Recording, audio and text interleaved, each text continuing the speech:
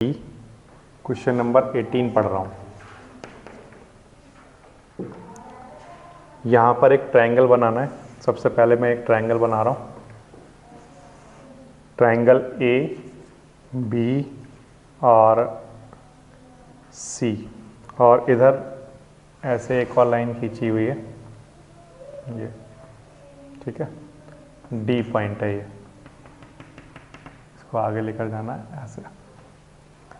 ऐसे ट्रायंगल कुछ दिया हुआ है और इसमें बताया है ए बी और ए सी आपस में इक्वल है और प्रूव करके दिखाना है ए डी का square minus A C square equal prove करके दिखाना है B D into C D के, ऐसे दिखाना है। ठीक है, ये हम प्रूव कर देंगे, बहुत आसान है। देखो, पाइथागोरस थ्योरम अगर आपको लगानी है तो सबसे बेसिक वाली जो चीज़ है वो ये कि ट्रायंगल में कहीं ना कहीं राइट एंगल ज़रूर बनना चाहिए, और यहाँ पर राइट एंगल अभी है नहीं, लेकिन हमने बना दिया अपनी तरफ से। ये ए ही हमने परपेंडिकुलर ड्रॉ कर दिया, किस पर, बी डी पर, थ्रू आउट। ओके, नाउ अगर ये 90 डिग्री है तो अब हम पाइथागोरस थ्योरम लगा सकते हैं, और जो जो क्वांटिटी हमें रिक्वायर होंगी हम उसके अकॉर्डिंग लगाएंगे। उसके लिए हम टू प्रूव को देखते रहेंगे। जैसे ए डी स्क्वायर की ज़रूरत पड़ेगी कहीं ना कहीं, तो ए डी स्क्वायर ये तभी आ सकता है जब ए डी वाला कोई ट्रायंगल जो इसमें ये इंक्लूड हो रहा है वो लिया जाए। तो ट्रायंगल का नाम क्या होगा, ए ई डी। ये ट्रायंगल ए ई डी में ए डी का जो स्क्वायर होगा वो इक्वल होगा किसके, A E square plus E D square. ये ठीक है, ये इसको एक इक्वेशन मान के छोड़ देना। फिर आपको किसकी ज़रूरत दिख रही है, ए सी के स्क्वायर की। तो ए सी का स्क्वायर आपको इस ट्रायंगल में मिल जाएगा, ए ई सी ट्रायंगल में। ठीक है, ट्रायंगल का नाम है ए ई सी। इस ट्रायंगल में ए सी का स्क्वायर किसके इक्वल होना चाहिए, ए ई का स्क्वायर प्लस ई सी का स्क्वायर। ये ठीक है। अब ए डी स्क्वायर में से ए सी स्क्वायर क्या कराना है, माइनस। तो यानी कि फर्स्ट इक्वेशन में से सेकंड इक्वेशन को सब्ट्रैक्ट करा दो, सब्ट्रैक्ट सेकंड, कहाँ से, फ्रॉम फर्स्ट। तो ए डी स्क्वायर में से ए सी स्क्वायर माइनस करो, A D square minus A C square. ठीक है, इसमें से माइनस हो गया, इसमें से जब ये माइनस होगा तो ये कैंसिल आउट हो जाएंगे। दोनों ए ही स्क्वायर है ना, तो ये प्लस का माइनस का ही कैंसिल हो गए। फिर क्या बचा होगा, इधर ई डी स्क्वायर माइनस में क्या, ई सी स्क्वायर। ये आ गया होगा। ये क्लियर है। अच्छा, A D square minus A C square, ऐसे ही ठीक है।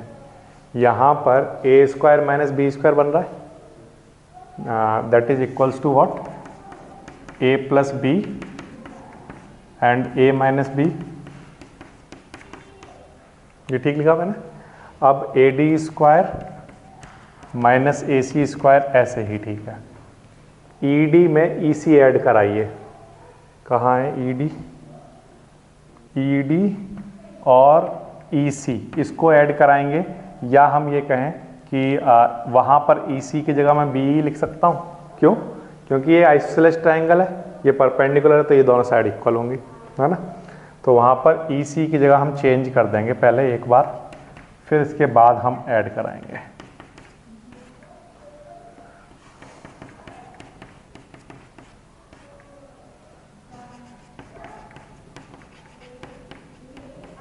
अब कराइए, ई डी में बी ई ऐड कराइए, क्या आ जाएगा, बी डी।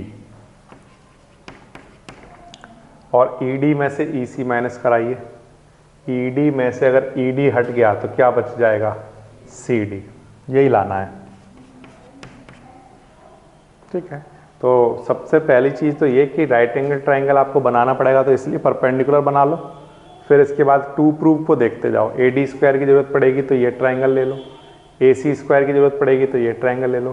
फिर टू प्रूफ में ही देख लो कि अच्छा माइनस करना है तो ठीक है, माइनस करा दो। जो क्वांटिटी बची है उसमें ए स्क्वायर माइनस बी स्क्वायर को हम लिख देंगे ए प्लस बी ए माइनस बी, और फिर ई सी की जगह पर लिखा जा सकता है बी, क्योंकि ये दोनों आपस में इक्वल हैं, क्योंकि ये एक आइसोसेलेस ट्रायंगल था। फिर इसके बाद आप सॉल्व करोगे तो आंसर बन जाएगा बड़े आसानी से। ये समझ आ गया कैसे किया? इसके बाद देखो एक और आसान क्वेश्चन देखते हैं।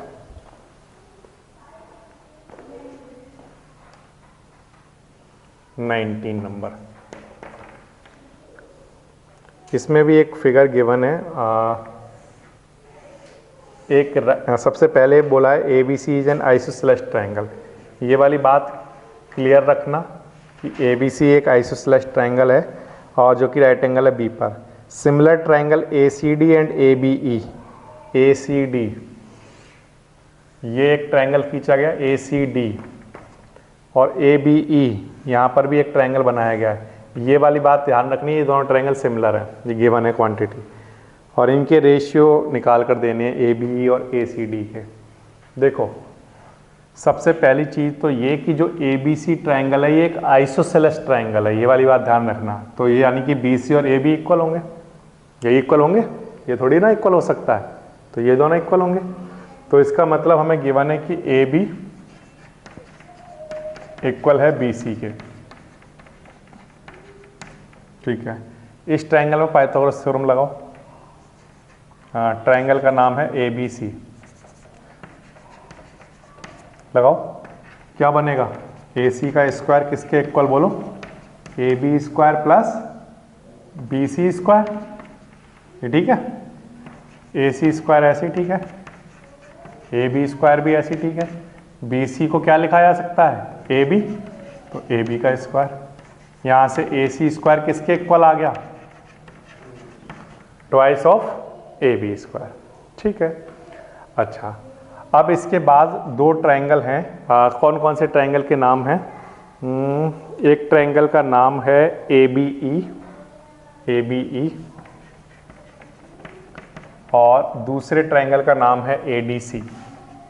ये दोनों ट्रायंगल कैसे हैं? सिमिलर। ये क्वेश्चन में क्या है गिवन?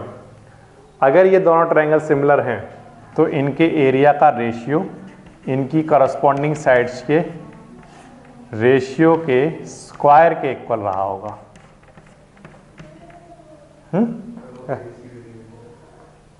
ये ए सी डी दिया है, ठीक है, तो यहाँ पर चेंज कर लेते हैं ए सी डी,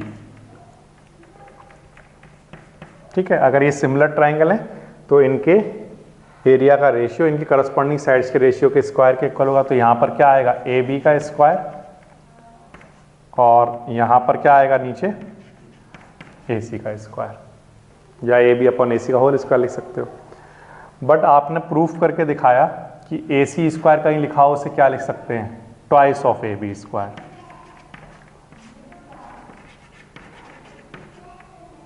ये ठीक है। ए बी स्क्वायर से ए बी स्क्वायर कैंसिल, तो आंसर कितना आ जाएगा? 1/2। इस तरह से बन जाएगा।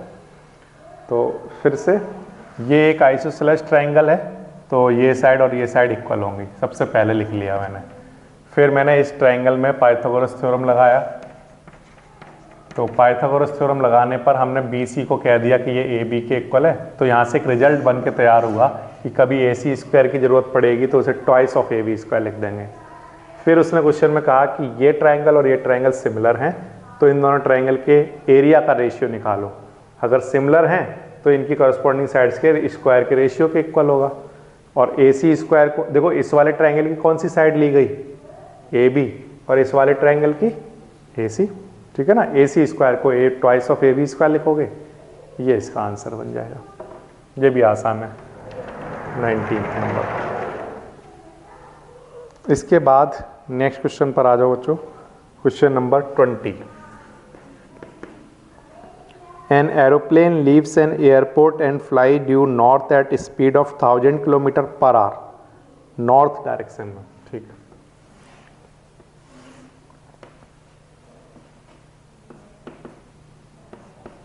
नॉर्थ डायरेक्शन में लेकर जाइए यहां से, कितना? 1000 km/h की स्पीड से जा रहा है, ठीक है। At the same time, another aeroplane leaves the same airport and fly due west, यहाँ से वेस्ट डायरेक्शन में कोई जा रहा है, कितना बच्चों 1200 किलोमीटर पर आवर की स्पीड से जा रहा है। How far apart will be two plane after 1.5 hour, ये हमसे पूछा हुआ है। ठीक है, निकाल देंगे। देखो यू नो दैट कि अगर कभी भी हमें कोई डिस्टेंस पता करनी हो, है ना, तो वो डिस्टेंस जो होती है वो स्पीड इनटू टाइम के इक्वल होती है। क्लियर है ये वाली बात? तो अब एक एरोप्लेन यहां से चला, कितनी स्पीड से चला? 1000 किलोमीटर पर आवर की स्पीड से। ठीक है, कितने टाइम तक चला? 1.5 आवर, यानी 3/2 आवर। ठीक है, ये इस क्वांटिटी को सॉल्व करो तो 2 से ये कैंसिल होगा तो कितना आएगा यहाँ पर 500, और यहाँ पर कितना बन जाएगा 1500। इतना क्या? तो यानी कि जो नॉर्थ डायरेक्शन में गया होगा वो कितनी डिस्टेंस चला होगा बच्चों? 1500 किलोमीटर। ये ठीक लिखा मैंने? ठीक, जो हमें ये हमें 1000 क्या दे रखी है? स्पीड, है ना, डिस्टेंस नहीं है, तो आप यहां पर नहीं लिख सकते इसको। ठीक है, स्पीड पता है, और उसने कहा 1.5 आवर में बताओ कितनी डिस्टेंस, कि 1.5 आवर बाद वो कितनी दूर होंगे एक दूसरे से, ये निकालना है। तो ठीक है, पहले ये डिस्टेंस तो पता कर लें कितना चल चुका है वो। अब ऐसे ही इसका पता कर लो कितना चला है ये। तो distance covered, distance travel in north direction, ये तो हो गया नॉर्थ। ठीक है, ऐसी डिस्टेंस निकाल लो जब वो वेस्ट में जा रहा था, वो भी किसके इक्वल होगा? Speed into time. इसकी स्पीड कितनी से जा रहा था ये? 1200 से। कितने टाइम तक चला ये? 1.5 आवर। ठीक है, तो ये कितना हो गया बच्चों? 1800 किलोमीटर चला होगा, यानी कि ये। ठीक है, ये मैं यहां पर लिख लेता हूं। तो 1.5 आवर बाद ये यहां पे जो प्लेन चला था वो तो 1500 किलोमीटर पर होगा ओरिजिन से, और ये वाला 1800 किलोमीटर पर होगा। अब इनके बीच की डिस्टेंस कितनी होगी वो आप निकाल सकते हो, किससे? पाइथागोरस थ्योरम से, है ना। तो यहां पर कुछ नाम लिख लेते हैं, चलो। ये तो ट्रायंगल का नाम है OAB। ये इसमें AB का स्क्वायर किसके इक्वल होगा? OA square plus OB square, ऐसे। OA ये डिस्टेंस हमने निकाल ली थी, और ये डिस्टेंस हमने निकाल ली थी OB। ठीक है ना। OA की वैल्यू कितनी है? 1500। OB की वैल्यू कितनी है? 1800। ठीक है, इनके स्क्वायर कराओ, कितना कितना बनेगा? 15 का स्क्वायर करा लो और 18 का स्क्वायर करा लो, ये बनेगा 549। ठीक है, 549 और कितना? 40। ये ठीक लिखा मैंने? अच्छा, इधर AB का स्क्वायर चल रहा था तो इधर अंडर रूट आ जाएगा।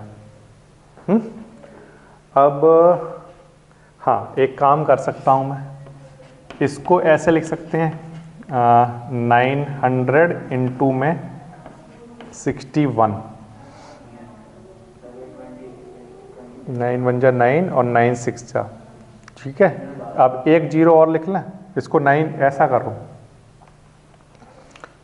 यहाँ पर 2 जीरो और लिख लो और इंटू 61 लिख देता हूँ। ये ठीक है, ऐसे लिख देता हूँ। अब इसका 3 बाहर, इन 2 जीरो में से 1 जीरो, इन 2 जीरो में से 1 जीरो, तो अंडर रूट में क्या बचा होगा? 61। इतना क्या? किलोमीटर। इतनी डिस्टेंस रही होगी। तो ये ध्यान रखना, स्पीड दे रखी है, टाइम दे रखा है, पहले दोनों डिस्टेंस कवर करो, इधर कितना चल चुका है, इधर कितना चल चुका है, फिर पाइथागोरस थ्योरम लगाकर यहाँ से यहाँ तक की डिस्टेंस निकाल लो। ठीक है, ये एक आसान क्वेश्चन है। 21 इसमें एक ट्रायंगल गिवन है,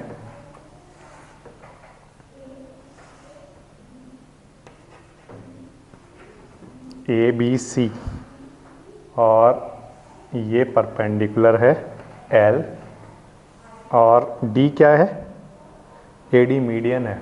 ओके,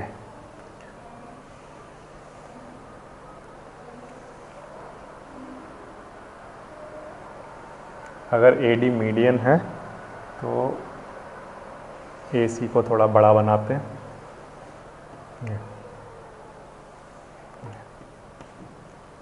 इस तरह से। प्रूफ कुछ क्वांटिटी करनी है, प्रूफ उन्हीं को देखते जाएंगे और करते जाएंगे, ठीक है। AC square AD square BC into DL plus BC by 2 का होल स्क्वायर। ऐसा क्वेश्चन हमने किया है पहले, हाँ 17th वाला क्वेश्चन कुछ ऐसा ही था ना।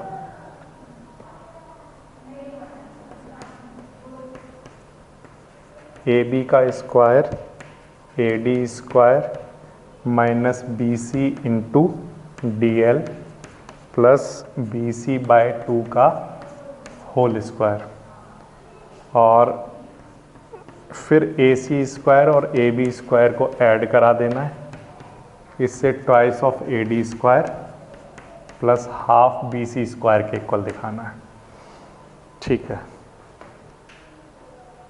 ओके, एज ऑब्वियस हमें AC स्क्वायर चाहिए तो फिर हमें ये ट्रायंगल चाहिए होगा, है ना। तो ट्रायंगल लिख लेता हूँ ALC।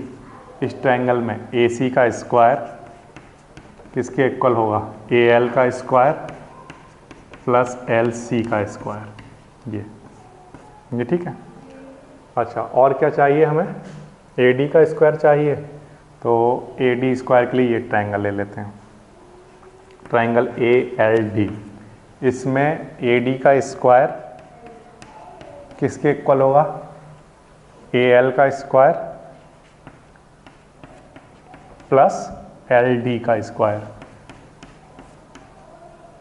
ये ठीक है। यहाँ से AL स्क्वायर की वैल्यू कितनी आएगी,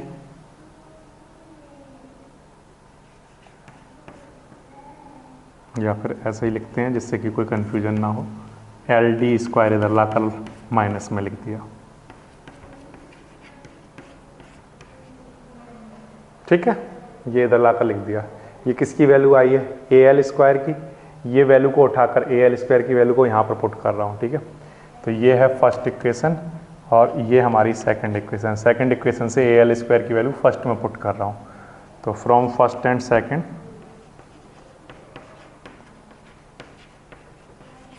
क्या हो जाएगा, AC स्क्वायर AL स्क्वायर की जगह AD square minus LD square, और क्या साथ में क्या लिखना होगा, LC स्क्वायर। ऐसे ये वाली लाइन समझ आ गई कैसे लिखी मैंने, है ना। AL स्क्वायर की ये वैल्यू यहाँ पर लिख दी है, तो AC स्क्वायर इक्वल्स टू क्या आ जाएगा, AD square plus LD square और माइनस LD स्क्वायर और प्लस में LC स्क्वायर। अब AC स्क्वायर तो चाहिए, इसमें कुछ नहीं करना, AD स्क्वायर भी चाहिए, इसमें भी कुछ नहीं करेंगे, माइनस LD स्क्वायर ऐसे ही लिखा। LC स्क्वायर को हम कुछ लिख सकते हैं क्या, LC को क्या लिख सकते हैं बताओ, LC को LD प्लस DC, है ना।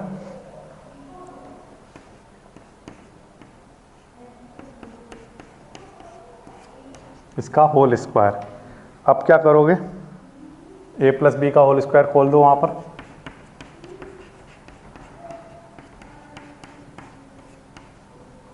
प्लस A प्लस बी का होल स्क्वायर लगाओ, A square plus B square plus 2AB,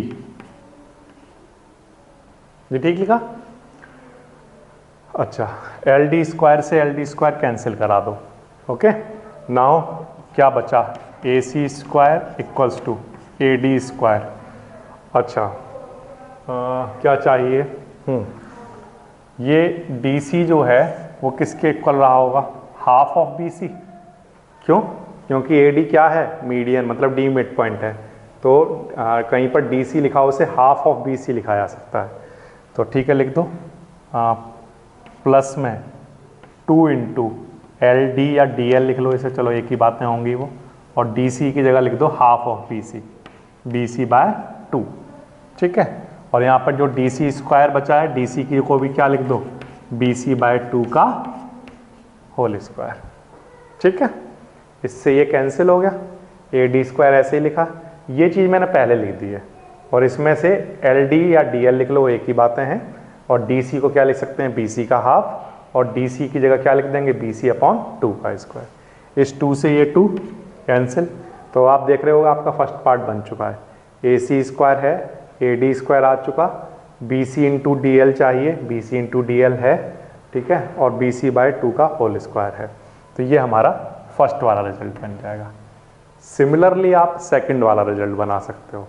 आपको AB स्क्वायर चाहिए, कहाँ से मिलेगा, इस वाले ट्रायंगल से। ठीक है, तो AB का स्क्वायर किसके इक्वल, AL स्क्वायर प्लस, एक काम। दूसरा काम आपको क्या करना है, AD स्क्वायर चाहिए, तो AD का square AL square plus LD square. तो इस वाली इक्वेशन से AL स्क्वायर की वैल्यू निकाल कर फर्स्ट वाली इक्वेशन में पुट कर दोगे।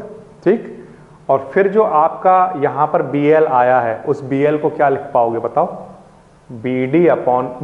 BD माइनस DL, ये लिख पाओगे, तो आपको ये क्वांटिटी बन जाएगी।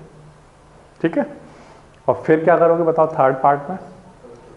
फर्स्ट और सेकंड को यहाँ से देखने से पता चल रहा है कि अगर मैं प्लस करा दूँ AC और BC को, तो यहाँ पर ट्वाइस ऑफ AD स्क्वायर बन जाएगा, ये क्वांटिटी कैंसिल आउट हो जाएंगी, और ये ट्वाइस बनेगा, तो यहाँ पर नीचे 4 बनेगा ना, है ना। अगर इसको ओपन कर देते हैं तो 2 से वो 4 कैंसिल हो जाएगा, 2 टाइम ये आंसर बच रहा होगा। तो इस तरह से आप थर्ड पार्ट भी कर सकते हो। ठीक है, तो ये दोनों पार्ट आप खुद से कर लेना। Naman is doing fly fish in a stream. The tip of his fishing rod is 1.8 metre above the surface of water. इस तरह का वहाँ पर एक फिगर भी आपको दिखाई दे रहा होगा कि यहाँ पर अमन बैठा हुआ है, यहाँ पर A लिख लेता हूँ मैं अमन की जगह। ठीक है, और ये उसकी रॉड है जो उसके हाथ में है। ठीक है, ये रॉड है जो उसके हाथ में है, यहाँ से यहाँ तक रॉड है। अब रॉड के बाद स्ट्रिंग निकल रहा है ऐसा। ठीक है, रॉड के बाद, रॉड समझ रहे हो, एक बड़ा लंबा रॉड होगा उसके पास, और उसके बाद उससे उसमें से धागा निकल रहा है। ठीक है, यहाँ पर उसने कुछ खाना वाना कुछ फंसाया होगा जिससे कि वो फिश को पकड़ पाएगा। ओके, यहाँ पर B पॉइंट है, ये C, यहाँ पर M पॉइंट है, और ये C पॉइंट है।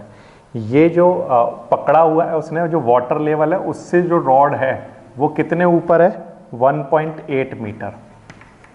ठीक है, अच्छा आगे, fly at the end of string rest on water 3.6 metre away from him and 2.4 metre from the point directly under the tip of rod. देखो ये रॉड है, अब इस रॉड की टिप से ये जो यहाँ पर ये एंड पॉइंट है, ये कितना दूर दे रखा है, 2.4 मीटर, और अमन से ये कितनी दूर है, 3.6 मीटर, ऐसे बता रखा है। तो ये डिस्टेंस कितनी बच गई, ये भी दे रखी है फिगर में, तो दे रखी है ये 1.2 मीटर। ठीक है, क्या हुआ फिर, assuming that string, okay string tight है ये मान लो, how much string does he have out if he pull in the string at the rate of 5 centimetre per second, what will be the horizontal distance of fly from him after 12 second. ठीक है, question में उसने 2 चीज़ें पूछी हुई हैं, देखो सुनो। वो ये पूछ रहा है कि जो उसके पास स्ट्रिंग है ना, ये उसके पास स्ट्रिंग है, ये सॉरी ये रॉड है और ये स्ट्रिंग है। अब इस रॉड को वो क्या कर रहा है, इस रॉड को वो चला रहा है, स्ट्रिंग 5 सेंटीमीटर पर सेकेंड के हिसाब से वापस खींच रहा है वो। तो जब वो खींचेगा, अभी तो वो फ्लाई यहाँ पर है, फिर जब वो खींचना स्टार्ट करेगा तो फ्लाई यहाँ पर कहीं आएगा बीच में, यहाँ पर ऐसे खींचते खींचते खींचते खींचते उसके पास आ जाएगा वो, है ना। ये काम उसे करना है। अब इस काम को करने के लिए वो पूछ रहा है कि अगर वो 5 सेंटीमीटर पर सेकंड खींच रहा है तो आपको बताना है कि आफ्टर कितने बाद, आफ्टर 12 सेकंड बाद फ्लाई उससे कितनी दूर रहा होगा। ठीक है, फिर से अगर वो 5 सेंटीमीटर पर सेकंड के हिसाब से स्ट्रिंग को वापस खींच रहा है अपनी तरफ से, तो बताओ अगर फ्लाई अभी यहां पर है तो 12 सेकंड बाद कहां पर होगा, अमन से कितनी डिस्टेंस पर रहा होगा, ये हमें पता करना है। ओके, तो देखो बच्चों सुनो ध्यान से, मान लो मैंने माना कि जो फ्लाई है वो यहां पर रही होगी, कुछ अमन से यहां पर रही होगी आफ्टर 12 सेकेंड। ओके, तो पहले तो मैं अभी स्ट्रिंग की लेंथ पता करना चाहता हूं, पहले तो एक्चुअल में अभी कितनी बाहर निकली हुई है, पहले तो ये पता करना चाहता हूं। ये पता करने के लिए मैं ये वाला ट्रायंगल लेकर चल रहा हूं, BCM ट्रायंगल दिखाई दे रहा है। इस BCM ट्रायंगल में, ट्रायंगल BCM में पाइथागोरस थ्योरम लगा रहा हूं, लगाइए। BC का स्क्वायर किसके इक्वल होगा, BM का स्क्वायर प्लस CM का स्क्वायर। BM की वैल्यू कितनी है बच्चों, 1.8, CM की वैल्यू कितनी है, 2.4। ठीक है, इस क्वांटिटी को सॉल्व करो, कितना बन रहा है, 1.8 का स्क्वायर प्लस 2.4 का स्क्वायर, ये बनेगा 9। टोटल क्वांटिटी जब सॉल्व हो जाएगी तो कितना बन जाएगा, 9। ठीक है, ओके, जब ये 9 बन जाएगा, यहां पर लिख लेता हूं 9 BC स्क्वायर, स्क्वायर हटाकर रूट लिख लेना, तो ये क्वांटिटी हमारे पास कितनी आ जाएगी, 3। ये सब कुछ सेंटीमीटर में, मीटर में बच्चों, अच्छा ये मीटर में गिवन है, लेकिन जो वो खींच रहा है तो 5 सेंटीमीटर पर सेकंड, ये ध्यान रखेंगे हम। ठीक है, तो ये क्वांटिटी हमारी किस में आई, मीटर में आया। ठीक है, तो यानी कि जो लेंथ स्टार्टिंग में बाहर कर रखा था उसने पकड़ने के लिए, ये तो रॉड हो गई हमारी, ये तो रॉड है। अब रॉड में ये स्ट्रिंग है जितनी बाहर निकल रही, तो पहले बताओ कितनी बाहर निकाल रखी थी उसने, 3 मीटर। अब वो क्या कर रहा है, 5 सेंटीमीटर पर सेकंड के हिसाब से अपनी तरफ खींच रहा है उसको वापस, तो 1 सेकंड में खींच लेता है वो अपनी तरफ कितना, 5 सेंटीमीटर। 5 सेंटीमीटर लिखूं या फिर इसकी जगह मैं लिख सकता हूं कितना, 0.05 क्या मीटर, ये ठीक लिखा। 1 सेकंड में अगर 0.05 मीटर खींच रहा है तो बताइए 12 सेकंड में कितना खींच लेगा, तो 12 सेकंड में कितना खींचेगा, 0.05 मल्टीप्लाई बाय क्या, 12। ठीक है, तो ये कितना बनेगा, 0.6, इतना क्या मीटर, यानी 0.6 मीटर वो खींच चुका होगा। अब जो लेंथ पहले स्ट्रिंग की 3 मीटर थी, अब वो कितनी बची होगी, तो आंसर है 3 में से वो 0.6 खींच चुका, तो कितनी बच गई, 2.4 मीटर। 3 मीटर में से कितनी खींच चुका, 0.6 मीटर, कब, आफ्टर 12 सेकेंड। तो after 12 second, after 12 second length of string, string की जो लेंथ बची होगी, पहले 3 मीटर की थी, अब यहां पर आते आते कम हो गई, कितनी कम हो गई, 0.6 मीटर खींच चुका वो 12 सेकेंड में, तो कितनी बच गई, 2.4 मीटर। ठीक है, इसका मतलब जो चीज पहले 3 मीटर की थी अब वो 2.4 मीटर की बची हुई है। ये वाली बात क्लियर है, ठीक है बच्चों। अब ये वाला ट्रायंगल दिखाई दे रहा है आपको, BC', इस BC' में ये पता है, ये पता है, तो ये निकाल सकते हैं C'। जब C' पता चल जाएगा और MA पहले से जानते हैं, तो हमारे पास A से C' तक की डिस्टेंस निकल जाएगी। ठीक है ना, तो पहले इस वाले ट्रायंगल में पाइथागोरस थ्योरम लगा लो। तो ट्रायंगल का नाम है BC', BC' में क्या लिख लूं बच्चों, 2.4 का स्क्वायर किसके इक्वल होगा, C' का स्क्वायर प्लस 1.8 का स्क्वायर।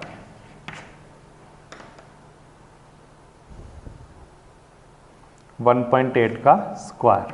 ठीक है, इस क्वांटिटी को सॉल्व करो, 5.76, ठीक है, ऐसा लिख लो।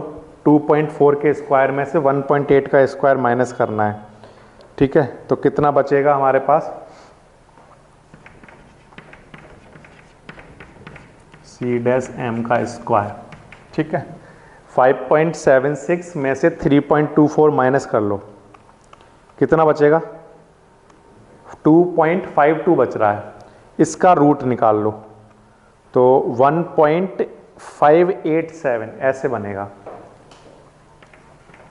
यहां पर मैंने कितना बोला, 2.52, इसका क्या रूट, और इसका आंसर मैंने क्या बोला आपको, 1.587। तो सी डैश एम जो है वो 1.587, या लगभग आप कह देना इसको 1.6। ये वो वाली क्वांटिटी 5 से बड़ी है ना, तो इसको राउंड ऑफ करके यहाँ पर 6 कर देना, लगभग 1.6 मीटर, ठीक है। अब आफ्टर 12 सेकेंड फ्लाई का अमन से जो डिस्टेंस होगा वो कितना होगा, तो डिस्टेंस ऑफ फ्लाई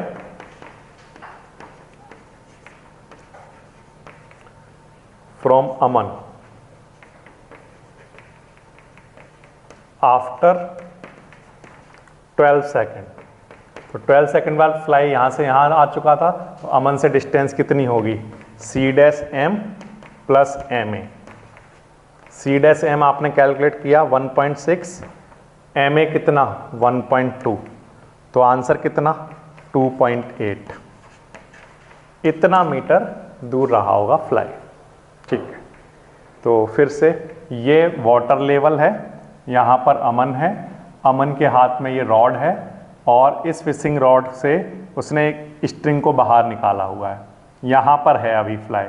अगर अमन ने उस स्ट्रिंग को खींचना स्टार्ट किया 5 सेंटीमीटर पर सेकेंड, तो बताइए 12 सेकेंड बाद ये वाला फ्लाई अमन से कितनी दूर होगा। तो मैंने माना कि ये फ्लाई यहाँ आ चुका होगा, ठीक है। पहले जो स्ट्रिंग की लेंथ थी पहले वो पता की हमने, इस ट्रायंगल में पाइथागोरस थ्योरम लगाकर हमें पता चला कि 3 मीटर बाहर निकाल रखा था उसने, ठीक है। फिर हमने कहा कि अगर 5 सेंटीमीटर पर सेकंड अगर खींच रहा है, 1 सेकंड में अगर 5 सेंटीमीटर या 0.05 मीटर खींचता है, तो 12 सेकंड में कितना खींच चुका होगा, 0.6 मीटर। यानी 3 मीटर में से 0.6 मीटर हटा दो, यानी अब कितना बचा होगा, 2.4 मीटर। यानी स्ट्रिंग की लेंथ 2.4 मीटर है आफ्टर 12 सेकेंड, ठीक है। यानी फ्लाई अब यहाँ पर है, ओके। अब यहाँ से यहाँ तक की डिस्टेंस निकालने के लिए पहले हमने इस ट्रायंगल में पाइथागोरस थ्योरम लगाकर सी डैश एम निकाल लिया, फिर सी डैश एम के साथ एम ए ऐड करा दिया, तो सी डैश से ए तक की डिस्टेंस निकल गई, मतलब फ्लाई से अमन तक की डिस्टेंस निकल जाएगी आफ्टर 12 सेकेंड। इस तरह से ये क्वेश्चन नंबर 22 हो जाएगा।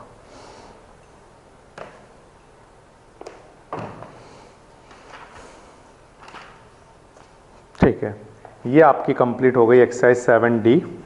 और इसके बाद देखो एक वेरी शॉर्ट आंसर टाइप की एक्सरसाइज आरएस की बुक में दे रखी होती है, जिसमें आपसे पूछता है state basic proportionality theorem, angle similarity. ये सारी थ्योरम्स आपको कराई जा चुकी हैं। ये जो क्वेश्चंस देते हैं 1-1, 2-2 नंबर के, ये सारे क्वेश्चंस भी आपको प्रैक्टिस करने हैं, ठीक है। ये सारे क्वेश्चंस किस पर बेस्ड होंगे, जो अभी तक हमने यहाँ पर एक्सरसाइज किया उस पर बेस्ड होते हैं। तो मेन जो आपकी एक्सरसाइज हैं वो सारी कंप्लीट हो चुकी हैं, और ये आपका चैप्टर ट्रायंगल कंप्लीट।